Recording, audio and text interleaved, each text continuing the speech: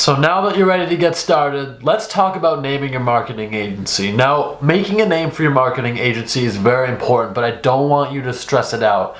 Now, it's very normal to go on Google and start Googling all the names you can think of only to realize they're taken. But there are so many good names out there, and if you're original enough, you'll be able to find some really good names that you can actually craft a strong brand image around. So I'm going to get into some techniques about naming your company, and I've been mentored for this a couple of times, and I've read a lot of books about naming businesses. The reason why I decided to go with my own marketing agency name as Nader Najad Media, so incorporating my actual name, was because I wanted to bring my clients that I already had onto my platform. And at the same time, I also do production, so I want people to recognize me as a public figure. So my idea when I want to generate more income in the future is to launch brand names that don't have my name in it. So what I want to do is offer products and services that don't incorporate my name so that they can go further. So I don't recommend using your name unless you have a very good reason to do it. But if you want to, hey, it's not the name that does it, it's what you do. But your name is going to help you a lot. So here we go. So I recommend listing your business name by desire.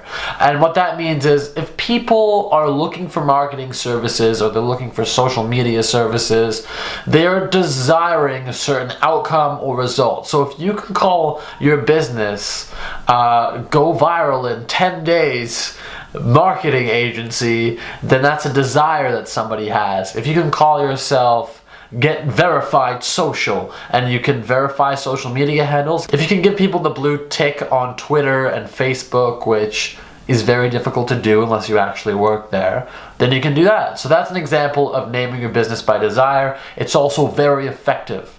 Another way is to list by problem. So a lot of people who are looking for digital marketing services have problems. For example, in the reputation management branch of digital marketing, or more in the PR service industry, people have negative Google links. They've been charged with a crime, and it's every time someone Googles their name, it's in the news. So if you call yourself remove negative Google link incorporated or something, then you're solving a problem and it's in your name.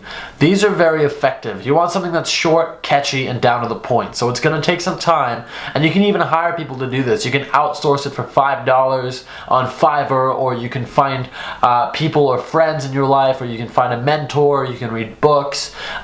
Really take your time with this process, because it's much easier to find a good name now than to do this later on down the road when you're busy and you have clients. You don't want to be trying to change your name.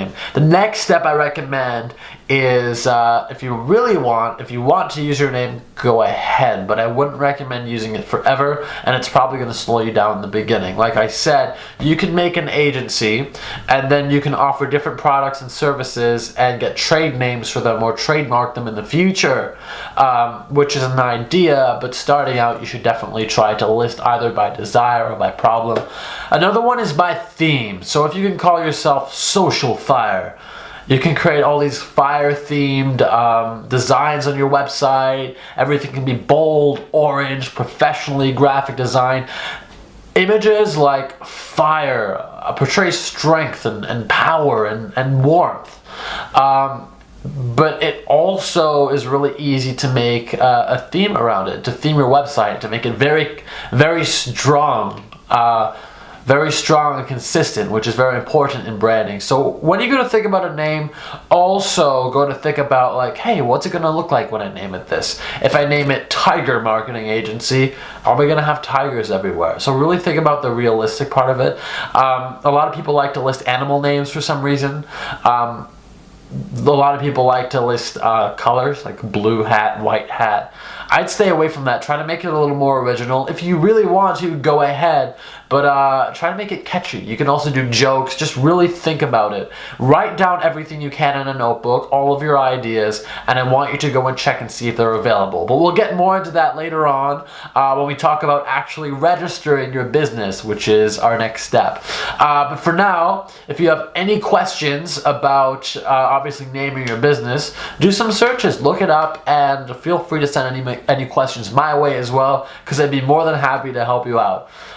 Good luck naming your business. Again, don't rush the process. Have fun with it because it's a blast. Browse themes and really think about what your marketing agency is going to provide for your customers. Are you going to do social media? Are you going to do search engine optimization? Think about the end result that you want to send to your customer, and what you actually want to provide for them, and think about how you would put a name to that or a face to that. Think of the images that you would use and derive a name from that. It is not an easy process. If you're struggling, it doesn't mean you're bad at naming things. It just means that it takes time. It's hard, it's competitive, but really try to do it, and you're not gonna regret taking the time now. I promise you. Anyway, thanks for sticking around, and can't wait to see you in our next lesson.